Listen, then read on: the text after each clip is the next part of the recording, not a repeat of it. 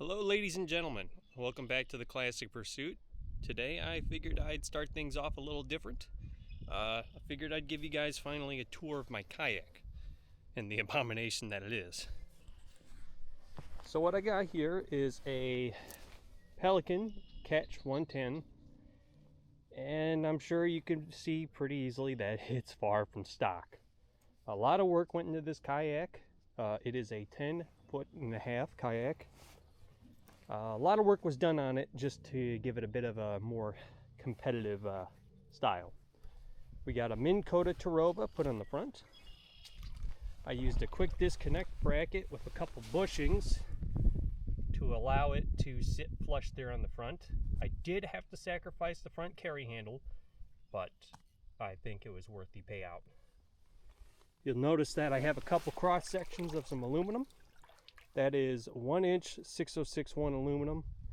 I have those hooked up here to some 10-foot sections of 4-inch sewer grade PVC. Those serve as a good stabilizer. You can already stand up in this kayak with a little bit of a balancing act, but with these, it's like standing up in a John boat. One of the perks of that is right here. Pelican already makes a fantastic seat, but I went ahead and decided to make it a bit more interesting. I added a swivel bench, typically used for John boats, and I added this $80 Bass Pro seat on top. Comfortable, lets me swivel around.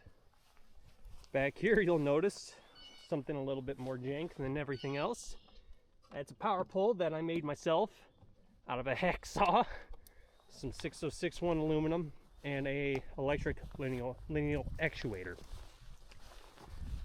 Went ahead and added a boot, sealed that up as best as I could. It's already waterproof to a degree. I figured I'd take it to the next level because I didn't feel like losing money. Show you guys how that works real quick. It's on remote control.